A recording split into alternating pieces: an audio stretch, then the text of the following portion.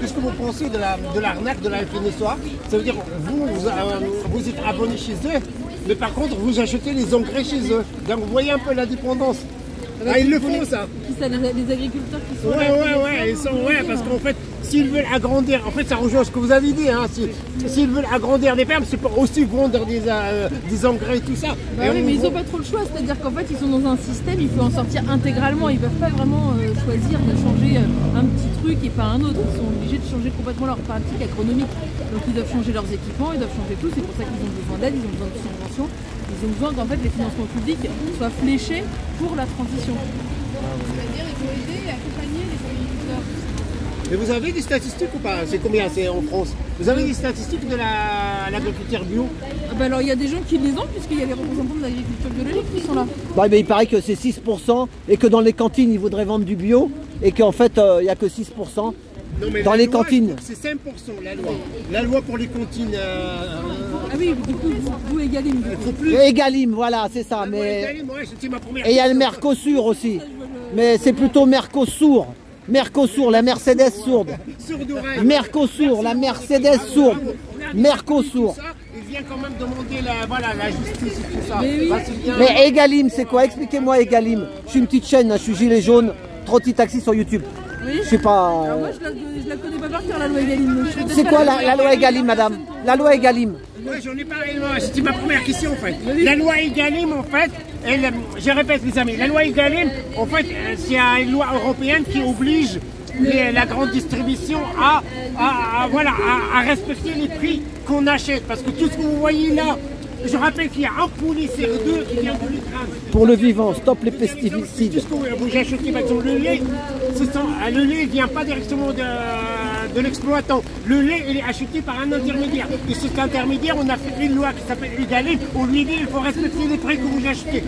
Sauf que personne ne respecte ça. Personne ne respecte la loi Egalim. Bravo Bouchard. Marc Finot, fais quelque chose. Bravo Bouchard. Marc Finot, c'est le ministre de l'Agriculture. Là, vous avez, c'est pas TF1 ici, là, vous voyez, c'est... Bravo madame, merci. Et là, en fait, vous battez contre Roundup et contre Monsanto et compagnie, c'est ça? Les gros trucs, là, voilà. J'en donne 2 ou 3 des marques. Voilà. Eh ben, ça va pas être facile, il faut se battre et rien lâcher. Sinon, on va se faire manger. Merci, vive les petits paysans. Ils sont pas là dans leur camion comme ça, et ouais, avec voilà. On vêtements, ils sont là. Non, regardez, sous la pluie, ils demandent leurs droits. Donc respectez-les, merci, bravo. Eh, t'as vu, depuis que les paysans sont repartis, on n'a que de la pluie. Vous savez pourquoi? C'est pour dissuader les plus téméraires. À un moment, ils sont trempés comme des soupières. Et après, à 19 h, tout le monde va se coucher. Nous, les gilets jaunes, quand on faisait l'anniversaire et que ça pétait, on avait la pluie, et ben on est trempés comme des soupières et on rentre. Je suis d'accord, les amis, je suis d'accord. Parce que cette pluie-là, elle n'est pas naturelle. Elle n'est pas naturelle. Ça vient de Macron, qui appuie sur le bouton. Il a dit quand il y a une manif, on appuie sur le bouton, il y a la pluie. On sait pas, on sait pas. La semaine dernière, il y avait sur l'Ukraine, il n'y avait pas une seule goutte. On est manipulé les gens. Ah, attention, il ne faut rien croire. Ah, ils m'ont pris pour un taré là. Merci. Après, vous nous parlez de sécheresse. On va nous dire que c'est la sécheresse.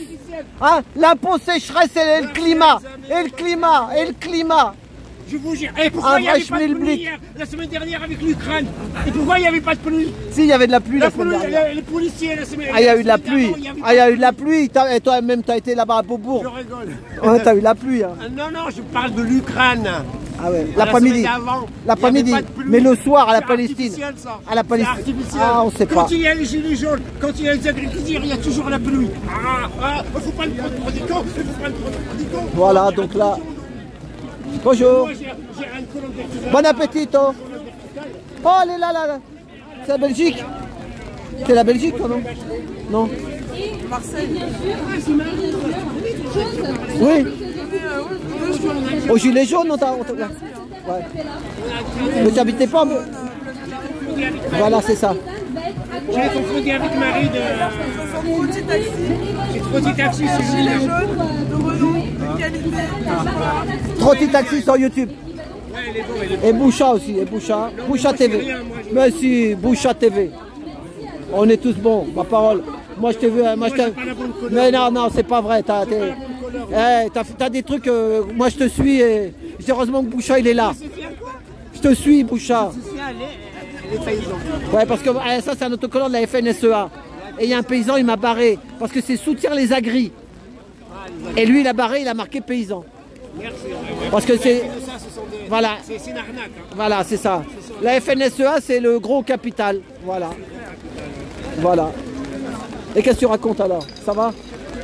On raconte qu'il y a beaucoup de choses qui se préparent, que là notre tâche c'est de créer du lien pour un réseau de ravitaillement des luttes.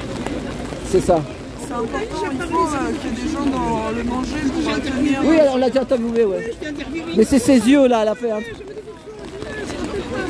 Mais moi je me rappelle de toi. Elle était là-haut au Sacré-Cœur.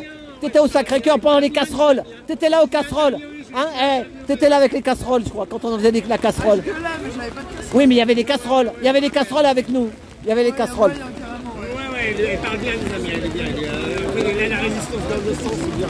Moi, Voilà. les gens qui sont convaincus, tu vois. Tu sais qu'il y avait Merlenchon? Parce que Macron, quand tu le vois, t'as l'impression que c'est un robot.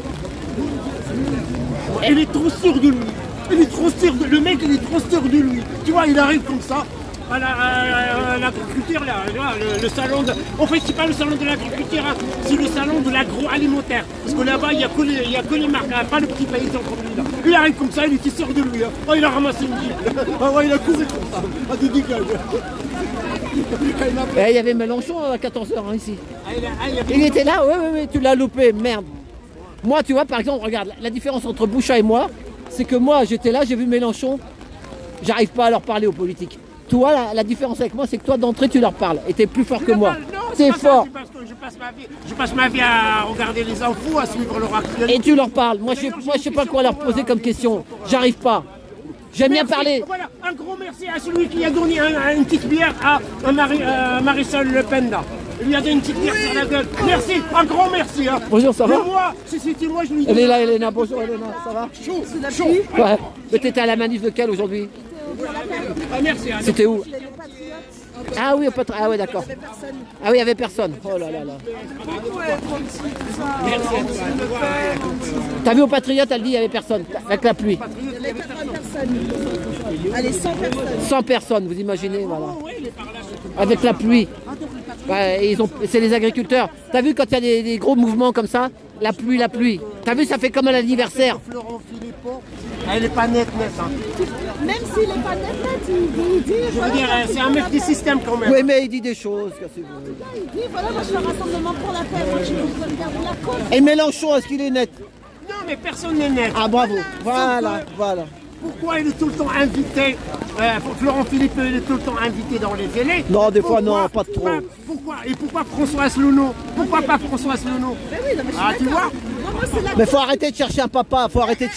On n'a pas besoin de papa. Moi, c'est la cause qui m'intéresse. Hein. Oui, Pas la mais moi je l'aime bien, parce qu'il répond à mes questions. Moi j'ai rien contre lui, sauf que c'est son principe que je suis contre lui. Mais quand il allez, est rentrez bien. moi je viens. Allez, salut. À samedi alors peut-être. Hein.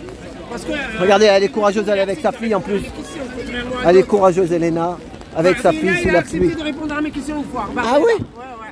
Parce qu'en fait, si tu choisis une question là où il voit que tu pas trop, tu vas pas le gêner, il dit rien. Et c'est que toi, tu vois, il y a le niveau, vous savez, il y a ce qu'on appelle le mépris social. Quand il voit qu'il peut te...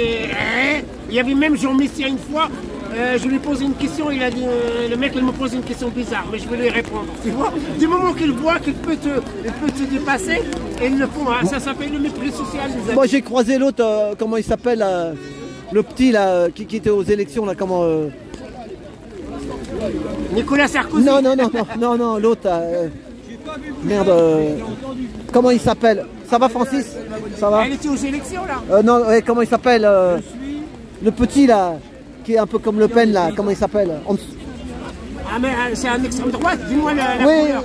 Oui, enfin il est de droite, extrême, il en sait rien. Dis-moi, parce comment il s'appelle son nom? Ah ouais, mais reviens, tu reviens, ouais. Un petit mot, ça elle va nous dire un truc. Elle revient. Ouais, comment il s'appelle? Zemmour. Ah, Zemmour. Je l'ai croisé. Zemmour, il est petit. Il est pas grand, hein. Mais Zemmour, il est petit. Bah bien sûr qu'il y a quelqu'un qui peut me dire combien il mesure Zemmour. Je te répète, hein, mais Zemmour c'est 1m75 minimum. Hein. Non. Ah non. Est-ce que Zemmour c'est pas 1m75? Non, 1m65. Comme Sarkozy. Non, plus que ça. Ça. Eh ben je te dis, Je l'ai vu. Non, un jour il est passé avec un couple qui dormait place Vendôme. Il est passé devant quelqu'un qui dormait dans sa tente depuis un mois. Et il est passé. Et le gars qui était dans sa tente, il dit hey, Monsieur Zemmour. Il l'a interpellé et il a continué à marcher avec son garde du corps. Mais moi, j'ai même pas été le voir. Moi, les politiques, j'en ai pris dans mon taxi dans le temps. Mélenchon, je l'ai pris dans mon taxi. Oui, je les prenais. Par exemple, si c'était à la place j'ai pas envie de parler aux politiques, je sais pas pourquoi. Par exemple, Mathilde Panot, elle allait répondre. Je te jure, moi je la connais très bien, Mathilde Panot. Hein. Je la connais très bien, elle allait s'arrêter. Et Simonet. J'ai parlé déjà à Mme Simonet aussi. C'est ma voisine, un peu plus vers le haut. Mais je crois qu'il a changé, ouais. Elle était dans le 20e vers Telegram, mais il a changé, Tiens, regarde, elle a mis son gilet jaune. Vas-y, regarde. Voilà, allez, dis-nous un petit Attends, on va faire une vidéo. Bon, eh ben, attends, une seconde. Attends, je coupe.